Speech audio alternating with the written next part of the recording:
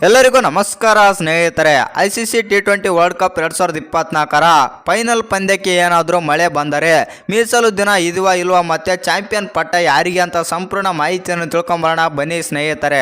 ಅದಕ್ಕಿಂತ ಮುಂಚೆ ನೀವೇನಾದರೂ ಟೀಮ್ ಇಂಡಿಯಾದ ಅಪ್ಪಟ ಅಭಿಮಾನಿಯಾಗಿದ್ದಲ್ಲಿ ಈ ವಿಡಿಯೋಗೆ ತಪ್ಪದೆ ಒಂದು ಲೈಕ್ ಕೊಟ್ಟು ನಮ್ಮ ಚಾನಲನ್ನು ಸಬ್ಸ್ಕ್ರೈಬ್ ಮಾಡ್ಕೊಳ್ಳಿ. ಹಾಗೆ ಫೈನಲ್ ಪಂದ್ಯದಲ್ಲಿ ಸೌತ್ ಆಫ್ರಿಕಾ ಗೆಲ್ಲುತ್ತಾ ನಮ್ಮ ಭಾರತ ತಂಡ ಗೆಲ್ಲುತ್ತಾ ಅಂತ ಕಮೆಂಟ್ ಮಾಡೋದನ್ನು ಮರಿಬೇಡಿ.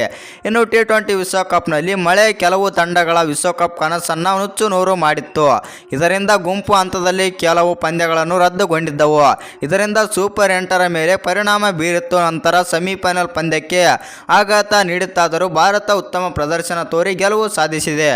ಇನ್ನು 2024ರ T20 ವಿಶ್ವಕಪ್ ಫೈನಲ್ ಪಂದ್ಯ ನಾಳೆ ನಡೆಯಲಿದೆ ಮತ್ತು 10 ವರ್ಷಗಳ ಬಳಿಕ ಫೈನಲ್ ತಲುಪಿರುವ ಭಾರತ 2ನೇ ಕಪ್ ಗೆದ್ದು ಇತಿಹಾಸ ಬರೆಯುವ ತವಕದಲ್ಲಿದೆ.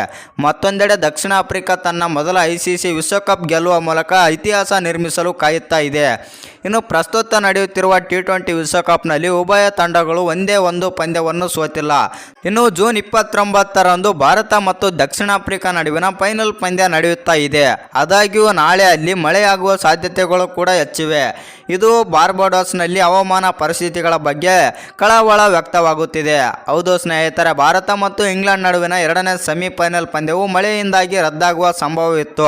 ಇನ್ನು ಪಂದ್ಯ ನಡೆಯುತ್ತಾ ಇಲ್ವಾ ಎಂಬ ಕುತೂಹಲ ಕೂಡ ಎಲ್ಲರಿಗೂ ಕೆರಳಿಸಿತ್ತು. ಆದರೆ ಪಂದ್ಯ ತಡವಾಗಿ ಪ್ರಾರಂಭವಾಗಿತ್ತು. ಈ ಪಂದ್ಯದಲ್ಲಿ ಒಂದೆರಡು ಸಲ ಪಂದ್ಯವನ್ನು ಸ್ಥಗಿತಗೊಳಿಸಲಾಗಿತ್ತು. ಆದರೂ ಸಂಪೂರ್ಣ ಪಂದ್ಯ ನಡೆದು ಭಾರತ 68 ರನ್ಗಳಿಂದ ಗೆದ್ದಿದೆ.